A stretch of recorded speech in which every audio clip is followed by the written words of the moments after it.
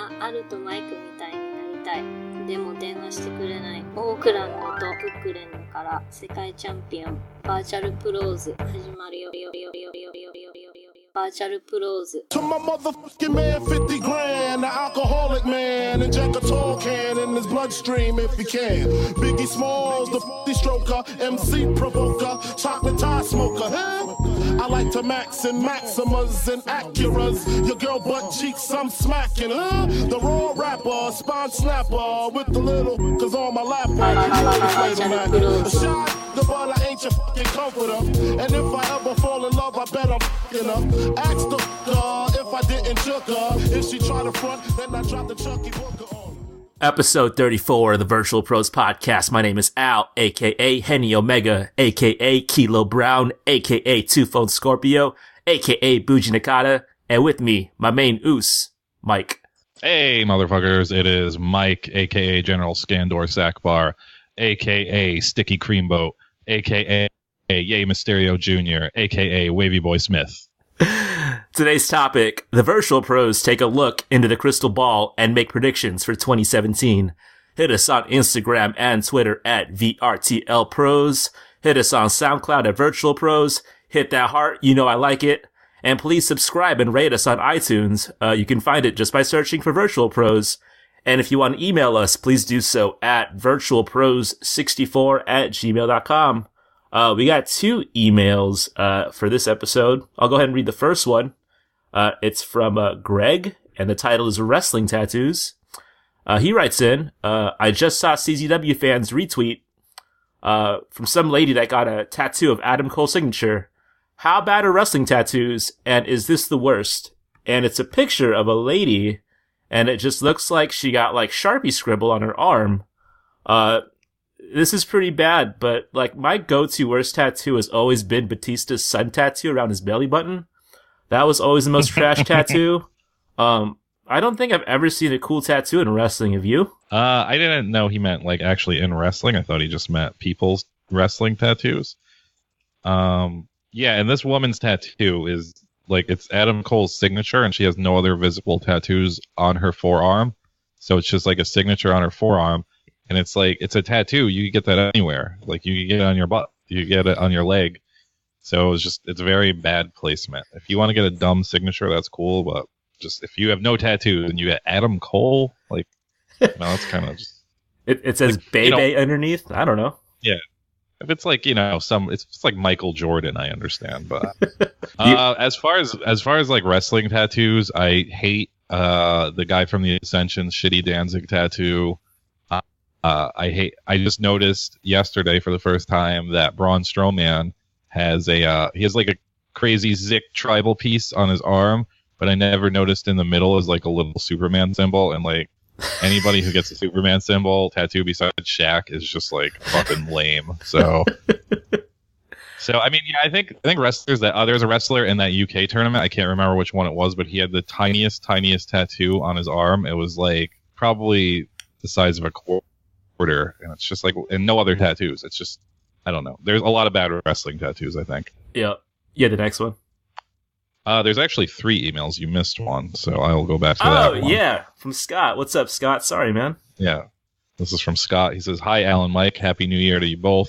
This is Scott B. from Western Australia. Yep, I'm the one that works on a mine site. Thanks for answering my questions. I didn't mean to come across like a weirdo fanboy or anything. I mean, who gives a shit where I work, right? But I just wanted to let you guys know that the podcast and Instagram stuff is appreciated. Hey, thanks. Oh, you're welcome. So what the hell is wrong with Ryback? Did he eat burger patties with his bare hands and then just jerk off? Hasn't he heard of knives and forks? Keep up the great work. Glad that you're still including occasionally cringe stuff on the mixtape. I don't know what's worse, Tommy Shoots or the CZW goofballs in the basement. Cheers. Update on those CZW goofballs in the basement. CZW fans has confirmed that one of those people in that video is now the current CZW champion. I don't know who the current CZW champion is, so I can't out him, but I guess, that guy was in that video. Yeah. The Ryback thing is, if you guys don't follow us on Twitter at VRTLPros, usually on Mondays, I will recap all the interesting parts of the Ryback podcast so you don't have to listen to it. And a few episodes ago, he told a very weird story about how he got E. coli inside of his penis. And he basically thinks it's from, he was going through a stage where, like when you're as big as the big guy, you eat a lot of meat, you eat a lot of protein, not a lot of carbs. You just pack on the protein. So I guess he would get like Wendy's triple and double stackers without the bun and stuff, and just eat like 6 patties. So apparently his theory is that like he was eating so much Wendy's burger patties, and maybe he didn't wash his hands and then masturbated afterwards and got E. coli on his penis. And while I appreciate that Ryback is open enough to tell this on a podcast, that is not the story I would ever tell on a podcast. I am pretty self-deprecating, but that was just like another level. And for Ryback, I think when he told that story, it wasn't even the main part of his whatever dumb story. He's probably talking about how he hates John Cena or something. But, that just came up. That was just like an aside, and it's mind-blowing. So if you guys don't listen to the podcast, just dip in or at least follow us on Twitter and get all the good parts. Yeah, I'm not a doctor, but I don't think that's how E. coli works. So I'm going to call bullshit on this story. I mean, something probably did happen to his penis, but I don't think it was E. coli. The last email is from Pistol, which is a really cool name. The title, I guess what he's talking about, is Mark Andrews, a.k.a. Mandrews. Is that what he goes by? Mm-hmm. Anyway, he writes in, I've seen the other big-name WWE UK tournament guys in other places, but hadn't ran across Mark Andrews before. I knew he had some type of hype, so I was looking forward to finally seeing him. What the fuck? He does a bunch of standard high flyers shit, and he doesn't even do it that well. He countered a suplex into a stunner as a big signature move. A counter for your big signature seems fucking dumb. Just don't try to suplex him when he's firing up. I don't get it. Is there something I'm missing here? Am I turning into Jim Cornette? Thanks for your input, Josh, a.k.a. Sticky Marvin, a.k.a. Blowin' Saki Honma, a.k.a. Beautiful Bobby Skeeton, a.k.a. Grits Boy. He also wrote in, slight retraction, haha. His match with Pete Dunne was straight. Andrews just put nothing into his first 2 matches, and Dunne is nice. I know this dude was like in PWG, and like, I don't think I've ever seen anyone say anything positive about him. I thought he was alright. Like, he has like this pop punk gimmick, and that's cool. Not for me, but he was just whatever for me. What'd you think?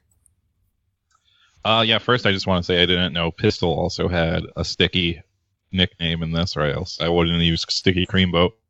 I'm just trying to think of the most awkward nicknames ever now, but as far as this Mandrews guy, this guy's from TNA.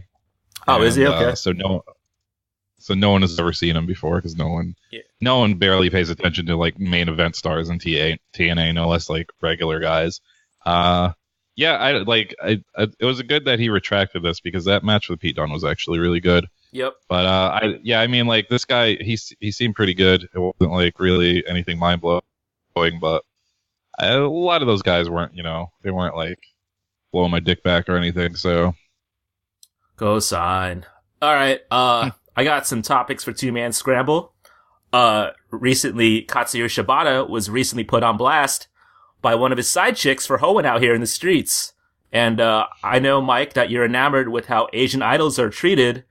And I know that one way to atone for your mistakes is to shave your head. So if you were Shibata and you had a choice, and you had to atone, would you shave your head or your chest hair? I feel like he has no problem growing either of those back. So I think shaving the head would be the bigger gesture. So I'd probably do that. I think he looked kind of cool with like just a baldy and chest hair. He might be even like more popping in the streets. I don't know if they're going to make him rebrand with The Wrestler. Like if New Japan Shop, they drop some like the Philanderer t-shirts, I'm buying 50 of those motherfuckers for sure. Related question. Who looks more like Mac from It's Always Sunny? Shibata or Adam Cole? Someone point. Shibata definitely. He looks exactly like him. He definitely looks like Japanese Mac. Yeah, Adam Cole. I don't know. I said that to somebody recently. They were like, he looks nothing like him, but no, he does. You can't tell me nothing about that, man. Like I see that guy and I'm like, he's like sexy Mac from It's Always Sunny. He kind of looks like Mac, and he kind of looks like a more adult Haley Joel Osment to me. I don't know why. Yeah. A lot better in a lot lot better shape than the actual Haley Joel Osment. Yep. Back to go ahead. back to that Shibata thing though. There's a lot of white Americans concerned about Shibata's future in New Japan, and I just want to tell all those guys they should just chill out a little and just not worry about it. Yeah, he's good. Don't worry. He's fine, man. In shitty Okada takes, which I feel like is going to be a staple for 2017, my new favorite one is that the Rainmaker is just a clothesline. Do you think Okada's simple finisher takes away anything from his matches? No, I understand. I can understand how some people are not into the clothesline as a move because they're probably younger. But I like clothesline finishers a lot. Like not just Shibata's, or not Shibata, not just Okada's. Just like I like Stan Hansen, even fucking JBL's clothesline. I thought was amazing. Yeah. I like the clothesline as a lot as a finisher, and I'm just the type of person to be a sucker for like that kind of like short arm clothesline to be your finisher, and to think that somebody can do that so devastatingly that it's their finisher. I think it's like the perfect fucking finisher. So another thing you can't tell me no. I mean, for me, like, not every finisher has to be like a fucking Street Fighter 2 Ultra. Like, it's okay. And like, mind you, everyone that takes the Rainmaker is like turning themselves inside out and it looks devastating. I mean, for me, it's a great finisher. And for people just to be like, all he's doing is a clothesline. Like, Shawn Michaels, all he did was like kick people in the face. And like that. It's a fucking incredible finisher. I don't get it, man. The last when I was like, I think it was like a couple episodes ago, but when I was little, like my favorite finisher was the hard punch, which is literally just a punch to the chest. Right. And I was like, man, that's so badass. So like, I don't know, it just depends on what kind of person you are. Like Pete Dunne's finisher's kind of trash. There's like, it takes a long time to set up. It looks so convoluted. I'd watch the Rainmaker all day over that fucking finisher personally. Yeah, that was my first time seeing that guy. I believe so. I don't know, but yeah, the one thing I didn't like about him, I don't like that finisher. It looks weird. Yep. So kind of a good segue. The WWE UK tournament. What are your thoughts? For me, the last 2 or 3 matches were pretty good, including Neville's. That was pretty tight. But everyone kind of looked like a bike messenger, and like no one really came off as a star to me. I think Pete Dunne is the guy that's going to benefit most from this whole entire thing. Tyler Bate was pretty good, but other than that, like, it was cool. When I was watching, I watched the first day live, and then the second day I watched later on.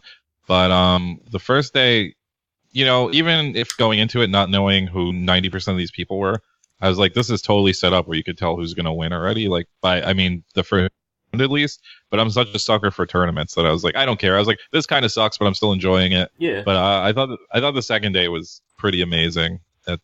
Like from start to finish, I thought it was pretty great. But again, it's as I'm a sucker for finishers. But yeah, at the same time, a couple people were in and out while I was watching it, and they were like, why do all these guys look the same? Why do they all have bad haircuts? And I know there's like, you can't have it both ways. People bitch that, people get too comical gimmicks in the WWE, and, they're not their like edgy indie self anymore or anything. So you can't really have it both ways. Like these dudes in this fucking tournament are, for the most part, in their early 20s, and they're like, even though Michael Cole's like, he's a 12-year veteran, he's been wrestling since 9 years old, like shit like that.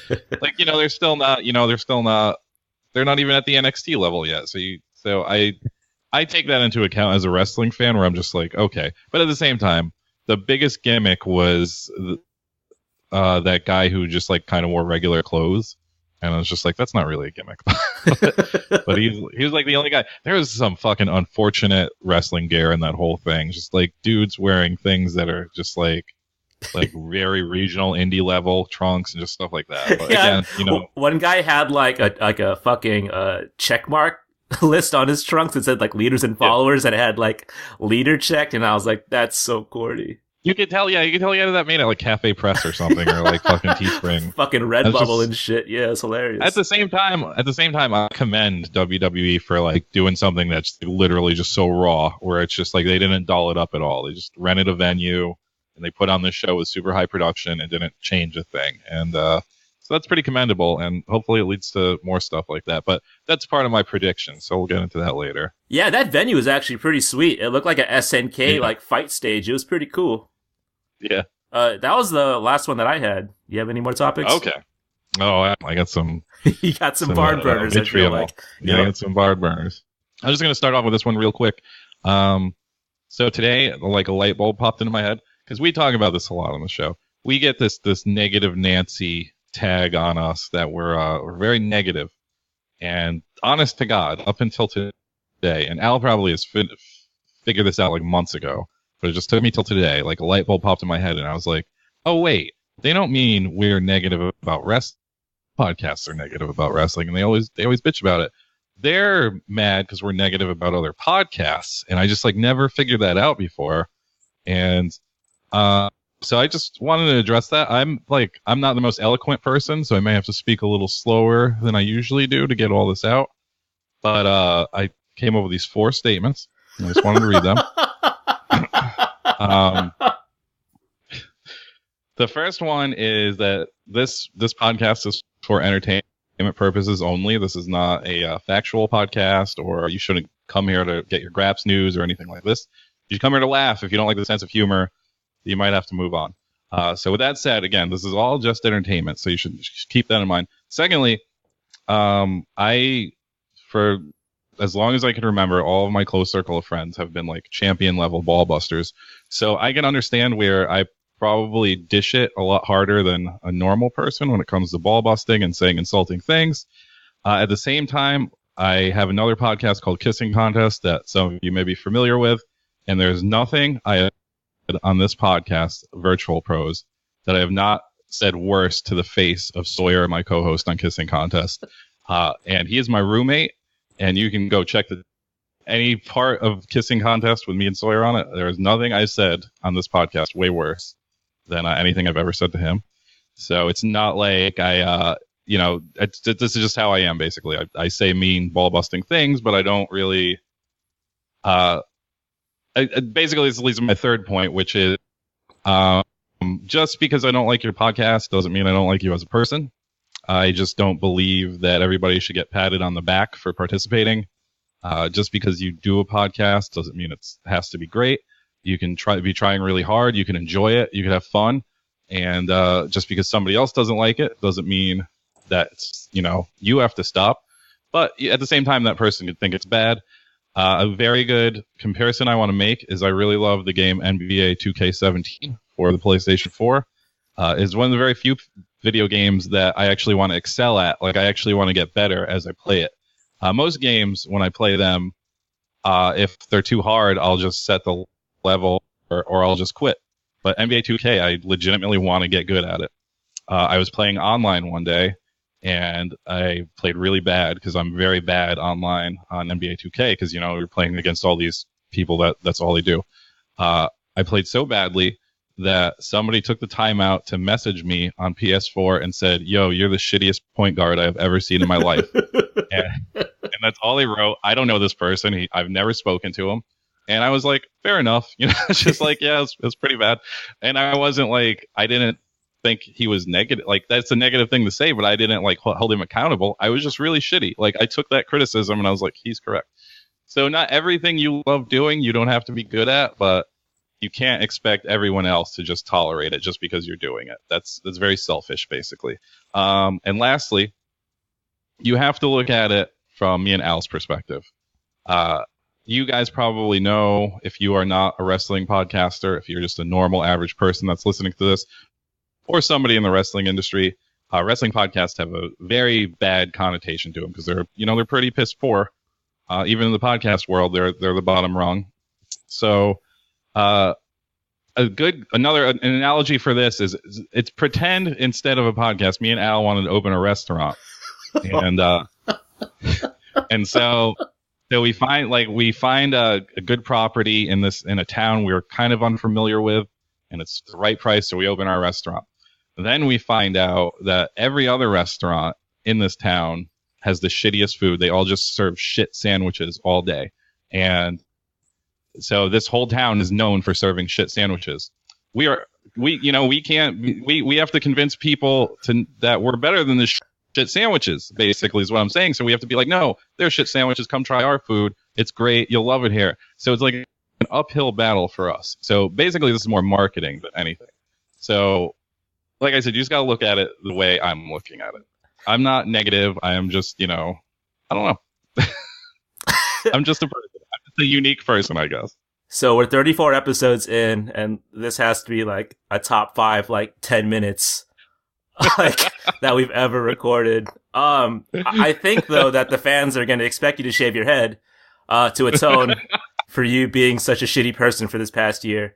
Not cosign. I mean, like, this podcast is fun to do. I don't love it. I'm sorry that we're so good at it, and I'm not going to take that shit back. Real talk.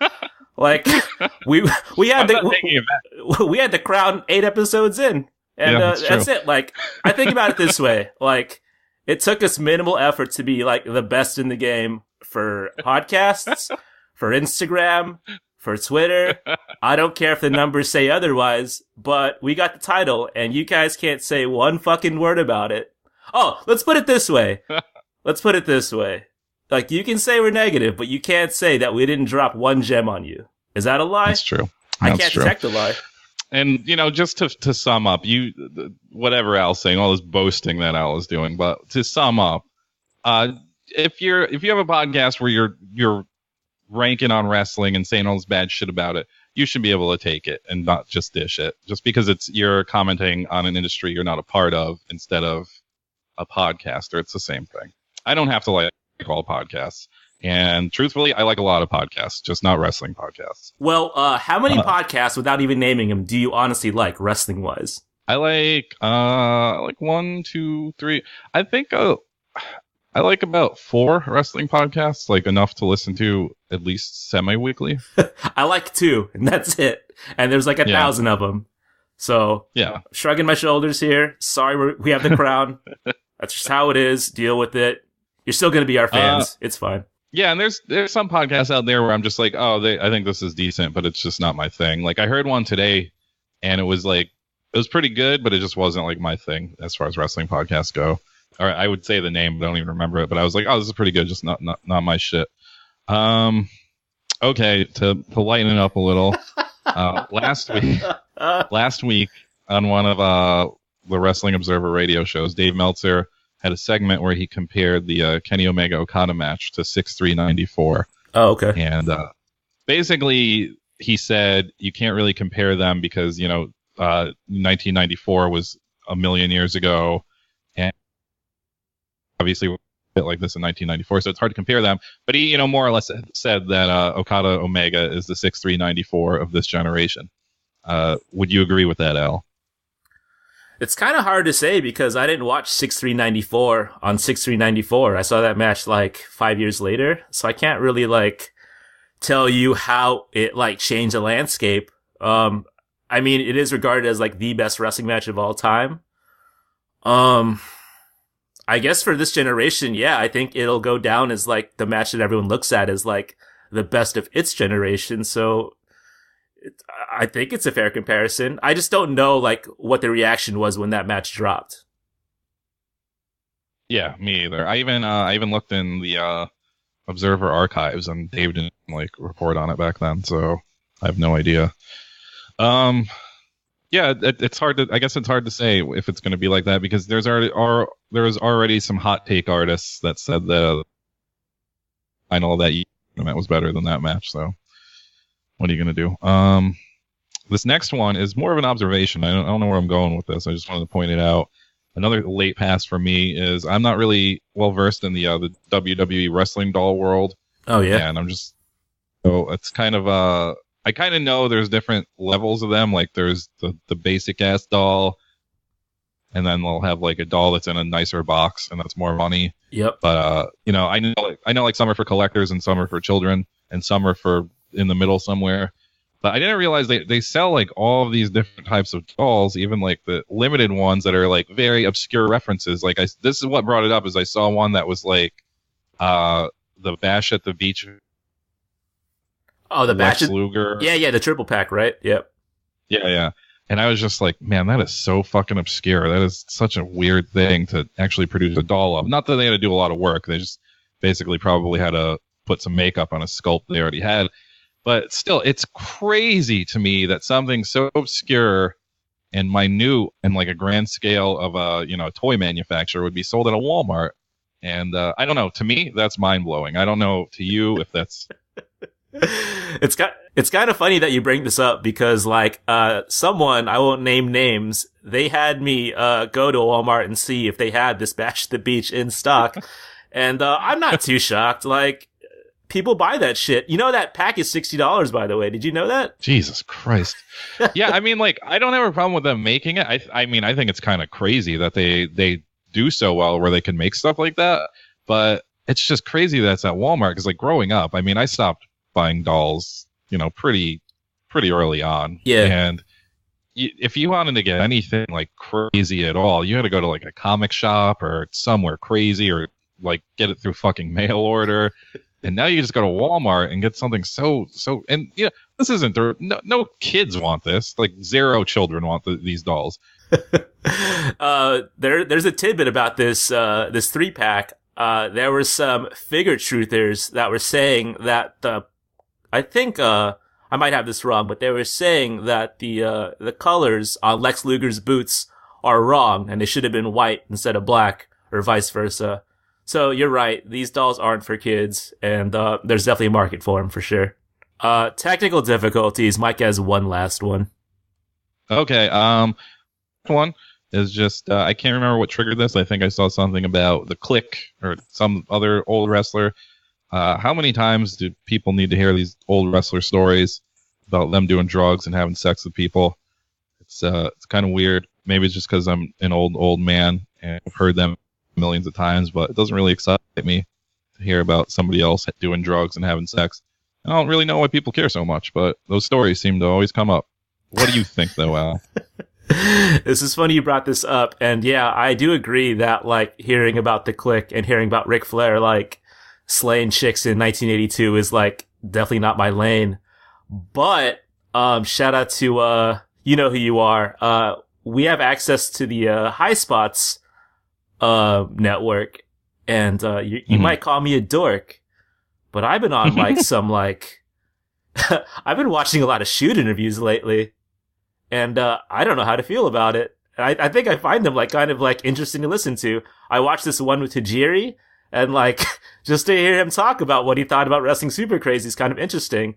Like that stuff interests me, but like I could really care less about Scott Hall talking about what like he was doing during 1997 personally. Would you watch these kind of shoot interviews? By watching, what do you mean by watching? You like sit down and put it on and actually watch it. Yeah, it's just like a camera like that's like sat on a tripod, and Rob Feinstein is just like you don't just put it on. You don't just put it on maybe like right or clean your room or something. You just like watch. I'm doing other shit. Like I'll have it like on the TV and like I'll be surfing the internet. Like it'll be background noise. I find it kind of therapeutic. Yeah, I before our podcast came out, but after iPods came out, on like the wrestling torrent sites, there'd be a lot of people that converted the shoot interviews to MP3s. Yeah. So like back then, I listened to like a lot of them, and that was like how I found out shoot interviews were awful. Basically, that like it's a lot of like old bitter men that hate WWF now because they treated them badly, and they all have like the same story. But yeah, there are when you have the time to waste to listen to them or whatever, there are usually some nuggets of cool information in there. But yeah, when they get to this stuff where it's just like, unless it's like Billy Jack Haynes level where he's like totally gone out of his mind, like I don't care about drug stories. I've done tons of drugs. I know what it's like, so I don't need to hear somebody else's drug stories. Yeah, like Tajiri was talking about washing Terry Funk's back, and I was like, that's pretty funny. But yeah, I don't know. It's what I'm kind of into these days. I'm a little ashamed of it, but that's where I'm at. I got a lot of time on my hands, man. The thing that bums me out is that just through watching wrestling and other odd wrestling stuff on YouTube is that I'll always get recommends, and it'll be like the Young Bucks shoot on the Revival, and it's always just like some offhanded remark, and it's just like, don't title the video that. You just want my clicks. Oh, it's clickbait, yeah, for sure. If I come up on one where it's like Stan Hansen talks about like what it was like to, like fight like Giant Baba and blah, blah, blah, I'm like, I'll listen to that for a minute. Yeah. So if it's specified something like an interesting thing, I'll definitely listen to it.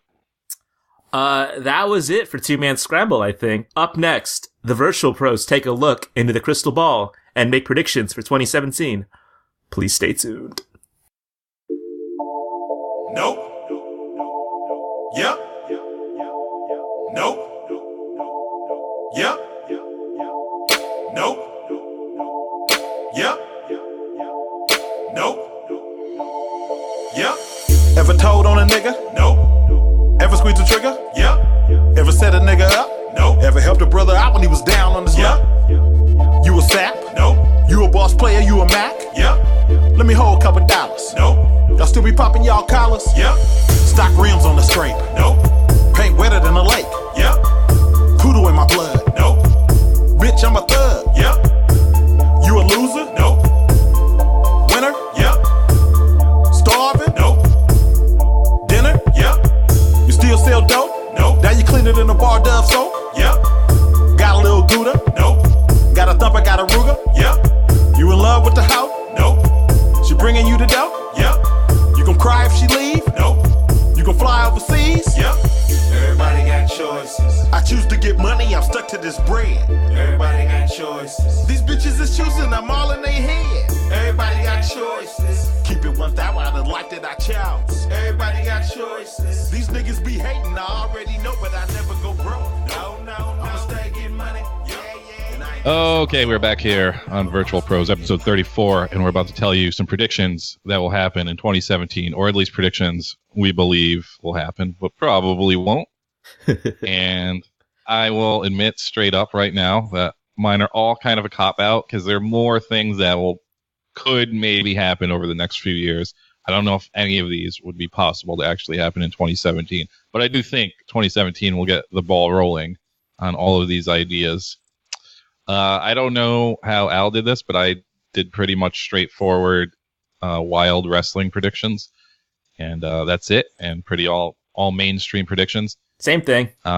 Yeah. Okay. My first one has to again do with this WWE UK tournament.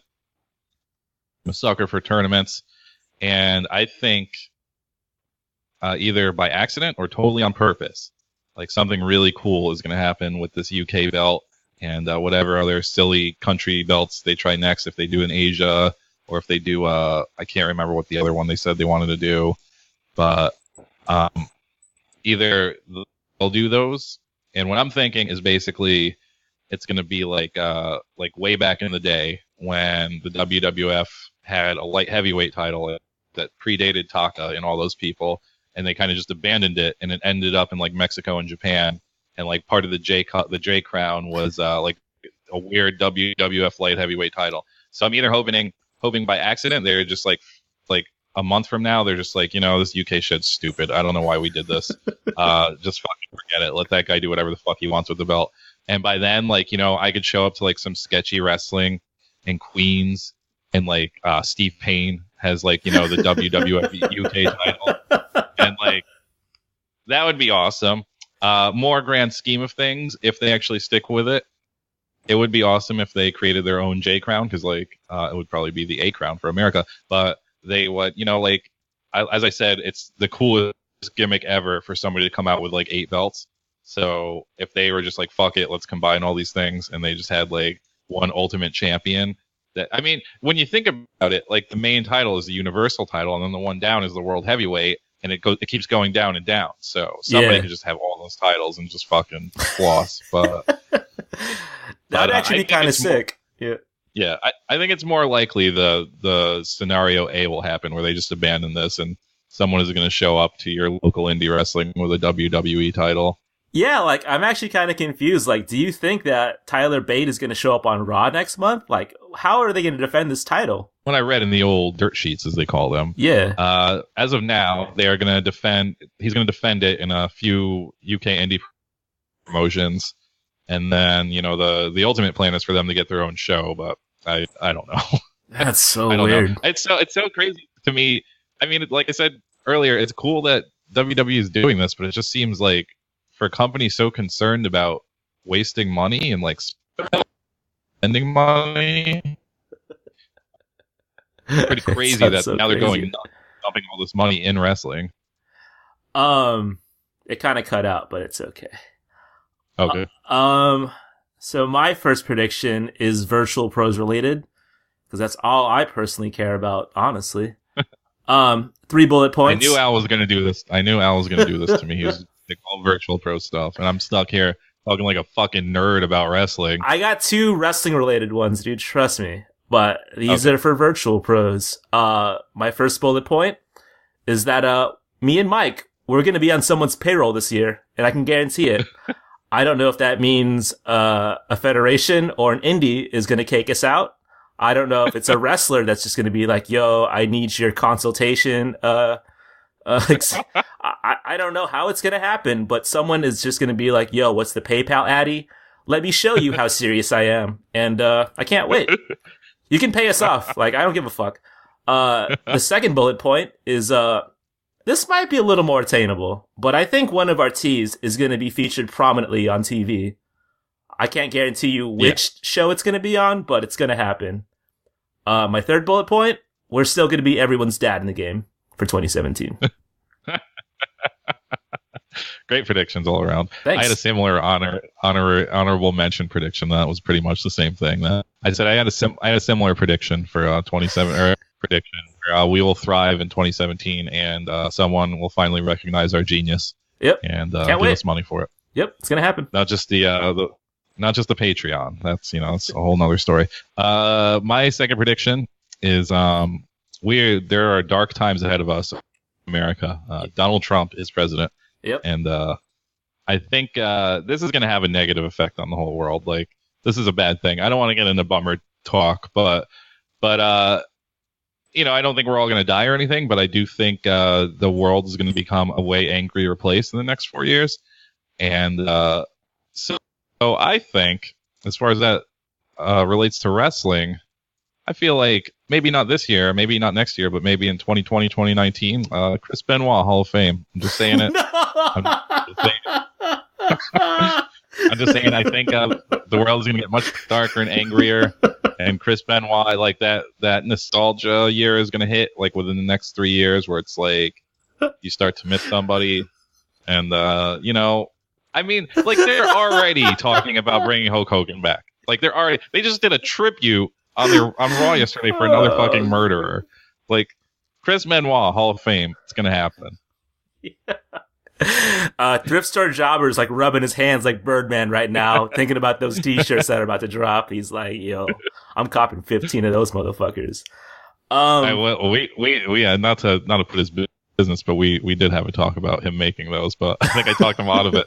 But yep. I will say, I just wanted to mention this joke on the air. He did sell a sketchy Chris Benoit shirt the other day, and I immediately asked him if he sold it to someone with a P.O. box, because creeps always have P.O. boxes, but he said it was to somebody's house address. Even that person probably listens to the show. I don't really think you're a creep. I just thought it was a funny joke. Yo, real talk. I had the Chris Benoit Hard Knocks DVD in my collection, and I just kept staring at it for 3 or 4 years, and I was like, man, I gotta get rid of this. And so I eBayed it, and within 2 days it got sold. And I'm not shocked, dude. My next bullet point. Go ahead. Oh, yeah, I forgot. Yeah, okay. My next bullet point is for 2017, the internet will finally get tired of hating on Cody Rhodes, and they're going to do a total 180 on him. I think we spent 2016 just shitting on this dude, but I think he might have a pretty extended run in New Japan, and that American Nightmare thing is kind of tolerable. And so it'll be this thing where people will just they'll just kind of reverse their opinion and be like, yo, Cody's not that bad. And then they're just going to champion him. And they're just going to be that kind of fan, where you have to be a contrarian. And I think he's going to go on a huge run this year. What do you think? I thought he had a little different trajectory than how you worded it. Because I feel like when he first quit or whatever, and he's making all these plans, I think people were behind him. Yeah. And then after a handful of matches, they're like, oh wait, he wrestles WWE style in a world where that is not a thing that anybody wants to see. Yep. And so I think people slowly started to hate on him, and now I think it's it's basically a meme where it's just funny to hate on him. Yeah. I I guess I could see him finally like having a match where, you know, these fucking lardos are just like, oh, he finally earned our respect. But you know, I don't know. I did listen to with him like right after he quit, and me over just because he was like, I don't believe in terms like heel and face. Yeah, and just, not in a dick way, but just like, you know, he's like, he doesn't like talking like that. Basically, he likes talking like a normal. And that won me over, but at the same time, he also said that wrestling is not an art, and it seems really weird for a guy to say that it is like, you know, doing this whole journey that he's going to all these promotions. As I said earlier, I mean, maybe it's the Shibata match. Maybe people like, maybe he'll really take it. Maybe he'll fucking kick Shibata's ass, and people will be like, oh man, he really got it. He got the eye of the tiger. But I think he's just going to probably quietly go back to WWE this year. Yeah, probably. Yeah. My last one kind of relates to my first and second one, kind of branches them together, and that is that the WWE will go tournament crazy. And realistically, there's only, you know, three regions of the world that they can have titles for, like UK, Asia, and maybe South America. I think that's it. Like, I guess they could do a Canadian one. That would be weird. That, you know, getting into like UFC territory. But I do think, and I mean, I don't know what happened. They were supposed to do a women's tournament at the beginning of this year, and I think they did the UK thing instead. But that's supposed to happen. They are going to go so tournament crazy that I think within the next couple years, we might finally see a WWE sanctioned deathmatch tournament. I don't think it's going to be called a deathmatch tournament. I think it'll be called like a hardcore tournament or, you know, extreme tournament or something like that. But it is going to be those guys, though. I don't think they're going to, you know, fucking cut each other with weed whackers and shit. But like I said, with this dark world that's ahead of us and WWE going tournament crazy, I think it just all makes too much sense that there will be like a toned down extreme wrestling tournament coming up on the WWE network. I certainly hope not, man. That stuff still sketches me out, and if I see that on the network, I won't unsubscribe. But I could kind of buy this idea. Yeah, no, I'm not, like I said, it would be super toned down. I'm imagining something like, you know, the old WWE hardcore matches. It would probably be that level of extreme, but just guys that are known for it now, like on the in the indie scene, basically. I would give examples of names, but I don't really know any. Like Masada, like he would be in it, just to give those guys some shine. But I think it's at least a 2% chance of happening. If the Fed is listening right now, do a brawl for all. I would love that. Brawl for all. My last one, I think this actually might happen. I think in 2017, Kazuchika Okada will have a better match than his Wrestle Kingdom 11 performance this year. And Dave Meltzer will go 6 1/4 stars or something. And he's going to tweet something along the lines of, shout out to my boys at Virtual Pros. And that's when I'll retire. Like, that's what's going to happen. Like, it's going to be Okada versus Shibata. It's going to be Okada versus Naito. They're going to kill it at like a G1 block or something. And he's going to be like, well, that was better than Okada versus Omega. I guess I got to go 6 1/4. I guess I got to throw in that red siren. And he's gonna fucking tag us, and that's it. That's when we're gonna get that payroll deal going on. Is when we get shouted out by Dave Meltzer. Yeah, probably. This is probably how it's all gonna happen. If you talk something into, like, you know, we can talk something into existence, and I think it's gonna happen. Up next, the mixtape. That is true. That is. Sorry, I cut you off, but that is the basis of the book, The Secret, that one Ryback recommends. Yo, so, I wrote that on my vision board. Visualize it, man. I put that on my vision board that I bought, and I said Dave is gonna shout us out, dude. He's already like low key a fan. Like, I could tell. Like, he went to the 6 stars as a nod to us. It's like when Kevin Nash and Shawn Michaels would do like the Wolfpack signs to each other, like back in the day. It's kind of the same shit. Up next, the Virtual Pros mixtape. Kenta Marufuji, Butts, and George Mayfield taking people on tour to Japan. Please stay tuned.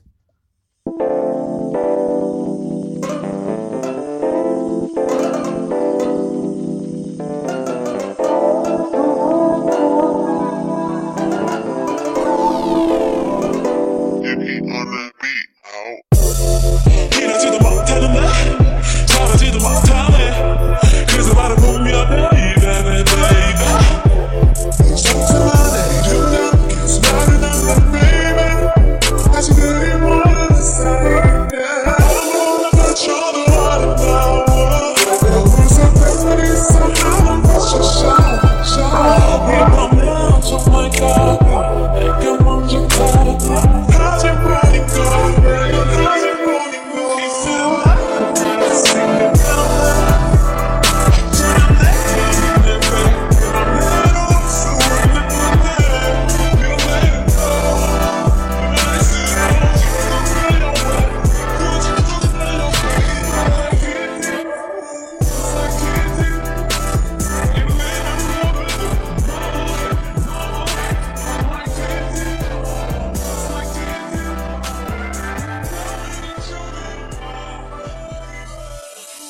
and welcome back to Virtual Pros episode 34. If you haven't already, follow us on Instagram and Twitter at VRTL Pros. Leave us a heart on SoundCloud, and please leave us a 5-star review on iTunes. If you do, Mike, have you sent those stickers out yet? No, man. Oh my God. I think about it. It's tough. It's tough because I just gotta like remember I gotta write it on my hand to like buy a book of stamps one day because I can't use my stamps.com thing for it. So it's just like that's why I had this idea before I didn't know I could use couldn't use my stamps.com thing for it. So it just backfired in my face. SMH. Mike. Well, actually, let me add that this might be my favorite Virtual Pros mixtape like set of matches that we've ever done. I don't know how you felt about it, but I'm really excited to talk about these video clips. But you have first. Oh man. Okay, first up, a guy who's in the news lately is Kenny Omega. Yep. And he teams with Kana, aka Asuka, versus Masato Tanaka and Hikaru Shida, the Ass God, as she's known. Yep. This happened in August 2014, and I believe it was either Kana or Shida's like boutique promotion where they just run weird cards.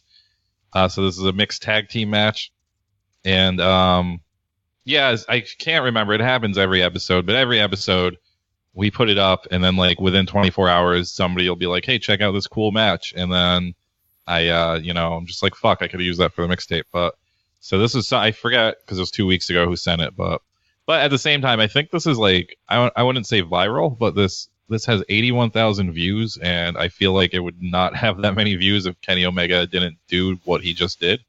So I assume this was attached to some wrestling blog or some news blog or something as a wacky match he's had. How did you feel about Kenny Omega before New Japan? I was gonna talk about it during my part, but I always thought he was so corny because like I was pretty anti Kenny Omega for a while because like this dude like he literally talks like he's voicing over a Capcom game. Yeah. That's the thing. Somebody else sent us the match, one of the first matches I saw Kenny Omega years ago, where he fights a dude basically in like a house, like a campsite house. Yeah. And I think that was like one of the first things I saw of him, and I was like, man, I don't like this guy. Like just like right away, I was just like not into him. So it was kind of surprised when he became like a thing in New Japan, and he's not that guy anymore. He's not that wacky guy. He is like a very serious character, not super, but serious enough. Yeah. And so it's just like weird going back and seeing him as his wacky self again. But basically in the beginning they all show off their butts, but Masato Tanaka is having none of that. He's just like he looks like maybe he didn't know what he was getting himself into. Maybe he didn't know who Kenny Omega was.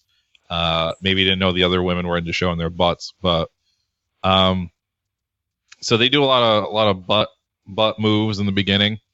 They do like girl on girl and guy on guy, and then I think Shida tags in and she faces off against Kenny Omega, and he screams, "Let's go, you piece of shit!" Yeah, which made me laugh. I won't even lie. Yeah, that was just like saying that to a woman is just like insane. Like, just fucking, I fell out. I also noticed that this is a sad thing. Full disclosure, the next thing I chose is just this wacky thing that Mike Ultra from Twitter had sent me, and I was like, I got to put this on. And I bumped off a Kawada match, and like I'm pretty positive there's no Kawada matches on this entire 100+ matches of mixtapes.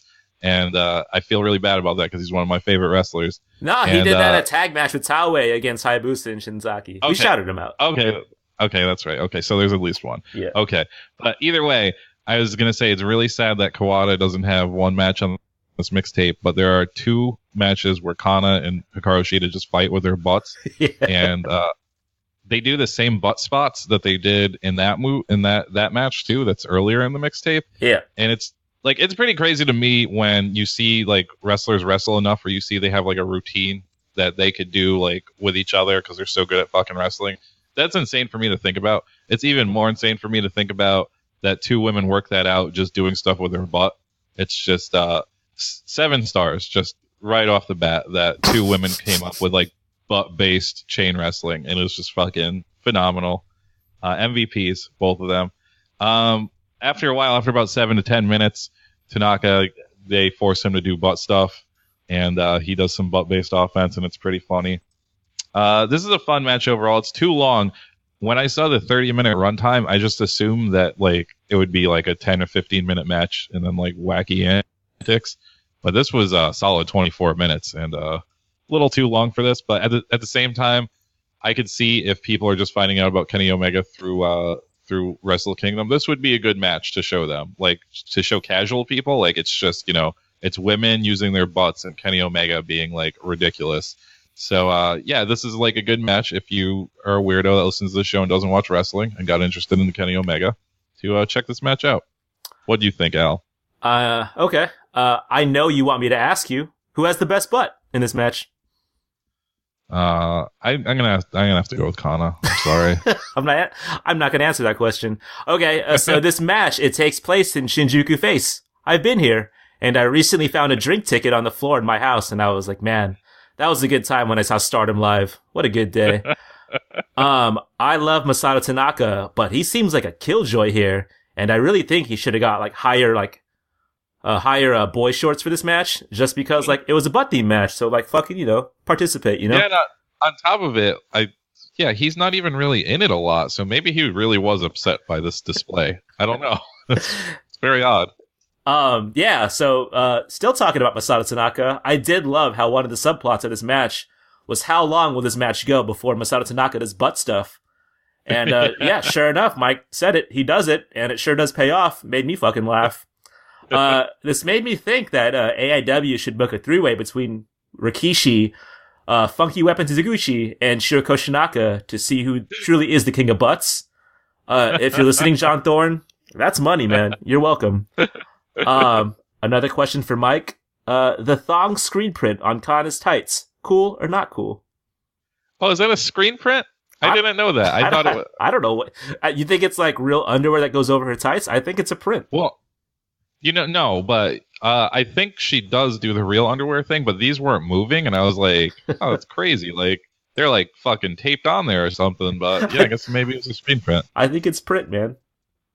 That's pretty cool. Good for her. I don't know. I think she does I think now she just does the underwear over underwear, though. I don't know. This kind of made me think, like, it'd be kind of cool if, like, someone, like, a male did this, but it was just, like, white underwear, like, over their tights. It was, like, screen printed white tighty whities. I don't know. If I was a wrestler, that'd be my fucking, like, outfit attire. Just be, like, fucking black, like, biker shorts and, underwear. This match reminded me that, I know that Oshiri means butt in English. I don't know why I know that, but I know that. Masato Tanaka still rules, and, like, he wasn't in this match a lot, but, like, all of the exchanges he was in, like, were pretty great. Like, that guy can still, like, really wrestle. I was really surprised. Yep. Overall review, both teams played hard. Mm-hmm. The next clip is titled Tokyo Tour 3. This video was filmed in 2002, and it's like a home video of this trip that I'm pretty sure, behind the camera, 99% sure that it's a George Field, aka Mayfield Mayhem. He's the guy filming this. Mike met him once in Philadelphia. Yeah. So backstory here. This guy, he used to take Americans to Japan and charge them like $3,500. I listened to Bahu's podcast recently, and I think he went on one of these trips, and I don't know, man. Like, I guess he would charge like an insane amount of money, and like these dudes that would go with him would like sleep at a YMCA. But I guess like the rub was like he had all this access to like, you know, inside shit. Like he can like take these dudes out to like meet wrestlers and like, I don't know, like have one-on-ones, which I guess is sort of worth it. I wouldn't do that, but I mean like George Mayfield, definitely like one of my like idols when it comes to like wrestling arbitrage. Like he's the OG of fucking flipping like Japanese shit. Like good work, George. 5 seconds into the video, George is firing subliminals at the god Dave, I think. He's talking about like a know-it-all writer while talking about his 1 pound steak. And like, I'd love to know the backstory behind this. So for those that don't know, they're at Ribera Steakhouse. It's a restaurant. I think it's the most successful like wrestling themed restaurant. I can't think of any other restaurant that has that much allure to it. The best thing about this restaurant though is that there's a photo of Chris Benoit He's rocking a Niners shirt while headlocking Eddie Guerrero. I kind of wish I had that like photo on a shirt or something like that. But I don't know. I didn't. Hey, go... we can make that happen now. I know a lot of people who want Chris Benoit shirt. Yo, thrift store jobber. If we're gonna do a collab, it has to be this photo right here. I never went to Ribera's, but like I've seen photos of those steaks, and if you live in a big city, I bet you can get a steak that's like 80 times better than the steaks they have at Ribera's. It kind of looks like a homemade steak. Like if you just had like $8 and you bought like a hanger steak, and you had like a fucking iron skillet. Listen to Al. Al's a real hater on this episode. Yo, real talk. I don't know why I'm so salty this year. No, those steaks look like trash, right? Like it just looks like a house steak.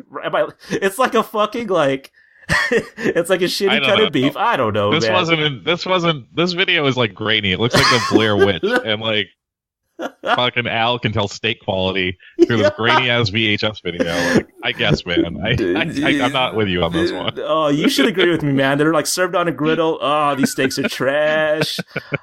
So after they're done eating, like this clip, like it immediately cuts to like them hanging out at like what looks to be Arsayon's dojo, and like it's like Joshi's like standing around. But there's this part where George Mayfield, he like just hits like this guttural moan. He's like, and he like zooms in so tight in Michiko Omokai's face. And this might be my number one like VRTL mixtape moment of all time. Like I never laughed harder than fucking this moment right here. Like you could clearly tell that George Mayfield just fucking came his beds.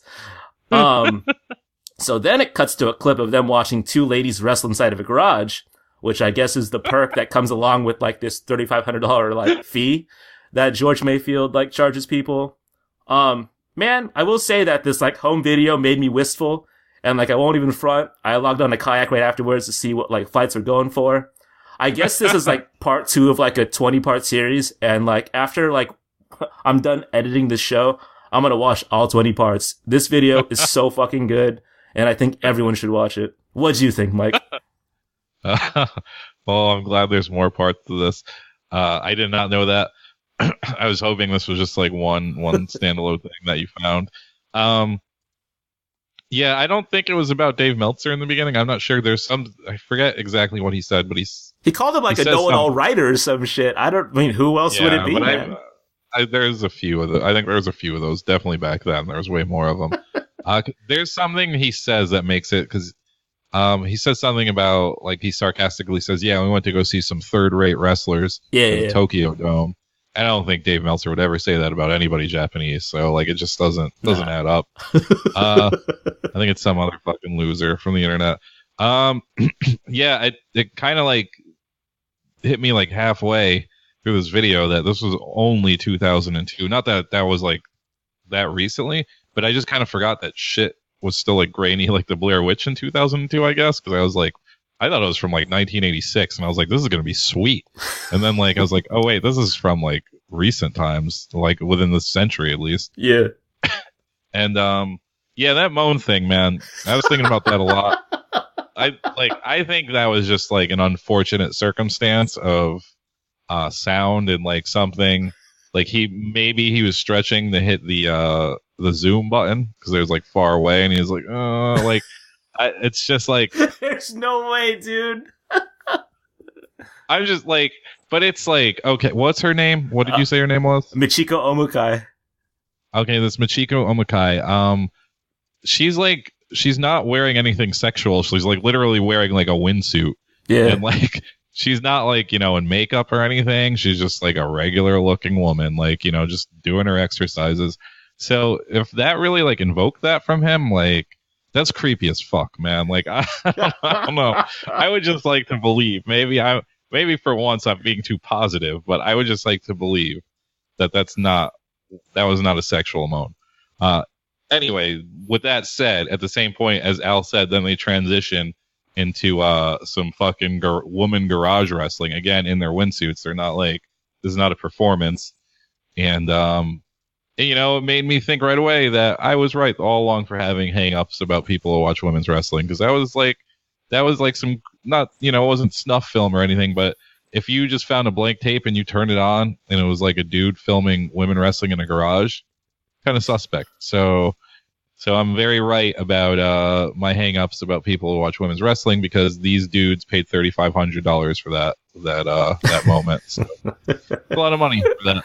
But overall, yeah, I'd be interested in seeing the rest of these videos, because that just seems very interesting. My last video is another just quick clip. Like I said, Mike Ultra, he sent along this video. I'm pretty sure it was him. What's up, Mike? What? Oh, I thought you the other Mike, saying, streetwear Mike, fashion Mike. Yeah, I always forget other people are named Mike. Yeah. He sent this clip. I don't know the backstory. I don't know how he found this, because it only has like a few hundred views, so it's not like this thing that's blown up all over the internet yet. Speaking of which, when I added this stuff to the video, I noticed the Eddie Kingston Kamala video was deleted, and that always freaks me the fuck out that someone somehow through this podcast, like, it was found that video was uploaded and they had to like delete it, and that just seems like fucking crazy to me. Well, I think the uploader gets notification when someone adds it to a playlist. Okay. And they're just like, oh, we can't have this on the internet. I mean, like, I don't know. It just seems like a very weird practice. Either way, that doesn't matter. This clip is called like Southern Extreme Wrestling, the most extreme interview. And I don't know, like, I know if anybody out there is listening, I need to see some Southern Extreme Wrestling. I don't know if there's I didn't look if there's any more on YouTube or anything. I know the Death Valley Driver guys get into some crazy fucking regional wrestling, so maybe they have seen Southern Extreme Wrestling. But basically, this video starts out with two dudes talking, like the two hosts. And one of them is like his hairline is like literally like halfway into his skull, and he also has a ponytail, and it just brings up a very luxurious long ponytail at that. It just brings up our conversation from last episode about like knowing when to let it go when you're balding. And this guy just looks crazy. But the meat and potatoes of the video is this guy's interviewing this kid named Extreme Fan. And I guess he's a wrestler. Like, I don't know. That's never explained. I don't know if he just hangs out at the Southern Extreme Wrestling TV shows or what. But so it's this half bald guy interviewing this like 15-year-old kid named Extreme Fan, who's dressed like Raven from ECW, and he's like hunched over on like sitting on this thing and like hunched over, and he's kind of doing like a crying, almost like Mick Foley Mankind voice, but also trying to do Raven at the same time. And he's talking about how painful his life is and all this stuff, and it's like. It's just crazy because the host guy, the interviewer guy, he can tell how ridiculous this is, but he is also trying to like play it kind of straight still. So it just has this weird vibe to it where he's just like, holy shit, man, I don't know where like what went wrong with my life. Like what? Like what's going on? This like shit television. Why are we doing this? It's just this strange thing, and I just see that in his eyes. But like. He basically, after a while, he asks this kid to go do something extreme. And there's like these, I don't know, there's just like these fucking separate steps. Like, I guess the kind of like wheel out steps that they'd probably put to, I don't even think they're ring steps. They're just these weird set of steps. And so the kid, like, it's like a set of 3 or 4 steps. And first, the kid fucking climbs up them and tumbles backwards down them, and like the lightest tumble ever. He's not even trying to hurt himself. And the dude is just like, that's not extreme, man. He's like, can you do something? Can you do? Yeah, he says his exact quote is, "I don't think that's very extreme." He says, "Can you do something more extreme?" So these steps are also metal. So the dude, like the kid, like bends over the steps and bumps his head on the steps, and then the guy says, "That was slightly more extreme." and then he just bumps his head like a bunch more times, and then it's over. But I don't know, like then there's like a brief clip of like the actual wrestling for like 3 seconds. Yeah. And it really, guys, like Death Valley Driver guys, if you know anything about Southern Extreme Wrestling promotion, like I just need to know, because this looks like some great television. What'd you think, Al? Yeah, so I'm also on this bandwagon where I need to watch this. Apparently, Southern Extreme Wrestling had wrestlers named Hot Chocolate, Puppy Love, and the Regulators. And when I heard that, I was like, fuck, I'm all in, man. I want to see Puppy Love. Sounds kind of cool. Yeah, this interview is kind of like the equivalent of like elementary school when like you kind of pick on the slow kid and you kind of get him to eat like a bunch of weird shit to like show that he's down. It's kind of like that. I kind of got those kind of vibes. My last note is that I kind of think that WWE should copy this bit with Baron Corbin and like hire someone to play like an indie fan caricature. Like it shouldn't be hard. Just go on Twitter and like just kind of turn it into like a weekly segment where they just like ether this fan base. I think they'd be kind of genius. They should lift this. But yeah, like Mike said, if you have any links to Southern Extreme Wrestling, I want to see it. We'll review it. The last match of the night is Kenta versus Marufuji, Noah, 10/29/2006. Admittedly, like, this was a time where I was out of the game, but like I'd see gifs of this match here and there. And so like I'm kind of going into this match kind of blind, but there you have it, just some context.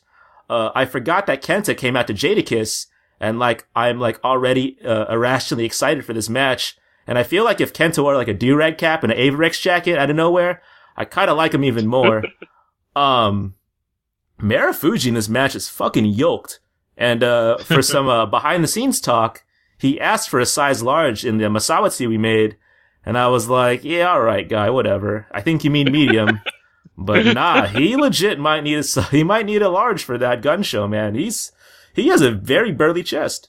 On the flip side, Kenta, he's still rocking the poo-poo pee-pee colorway, which is, I don't know, kind of like on the opposite end of coming out to Jadakiss, but you know, whatever.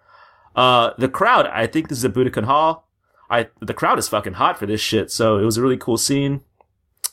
About 15 minutes in, like Kenta, he kicks Marufuji square in the stomach, and you can just hear Marufuji's like air leave like his entire body, and I just don't know how he didn't barf after this. Like, I feel like he came close because he was like heaving, and I was like, man, if someone kicked me in the stomach that hard, I'd throw up immediately. So props to you, Marufuji, doing those sit-ups. For those that don't know, this match has the infamous spot where Marufuji, he hits a top rope Asai moonsault in the crowd, but he clips his throat on the guardrail because he fully doesn't clear it. And that is still like top 10 most horrific shit like I've ever seen in pro wrestling. What I didn't know is that Kenta, like, he also gets fucked up and he takes the knee to the face and he's like bleeding. And at this point, this match is fucking bonkers. After that, like, it's these two guys just throwing bombs at each other. At one point, Kenta says, fuck this, and just throws Marufuji out the ring.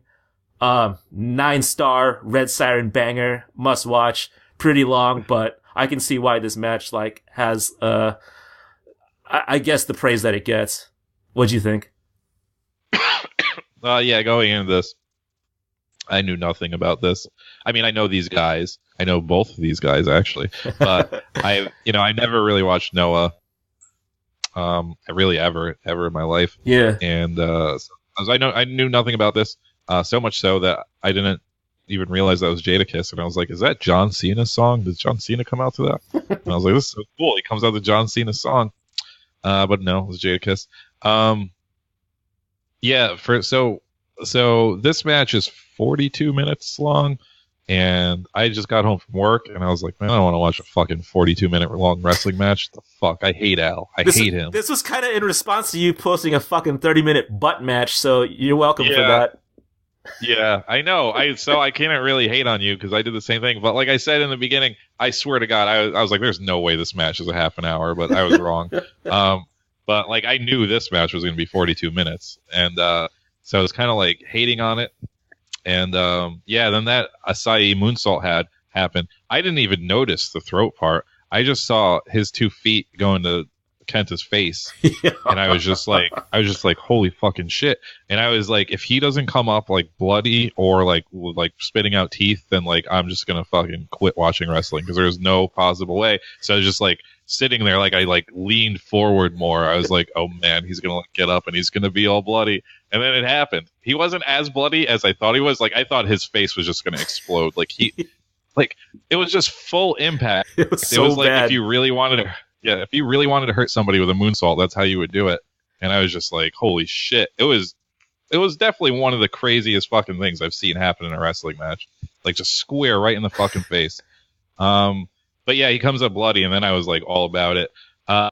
Before that, I smoked a little weed, and I was like kind of zoning out, and I started having like, actually this was after that. I just started having all these like weird philosophical wrestling thoughts about Kenta, and how it's just like, it's so crazy that WWE signed this guy, because like he can literally like do nothing that he is known, like that he's good at, basically. In the WWE, it's so strange. And I mean, now he can do the go to sleep now, but like that's it. But like he's really good at kicking people super hard. You're not allowed to kick people super hard in WWE. There's just like a lot of stuff like that where it just doesn't transfer over. Also, so yeah, I was just like thinking about that, like how it's so crazy that out of all the Japanese guys that they could choose, I mean, is there any Japanese person, woman or man, that you see like actually being more popular if they went to WWE? No. I can't really think of one guy.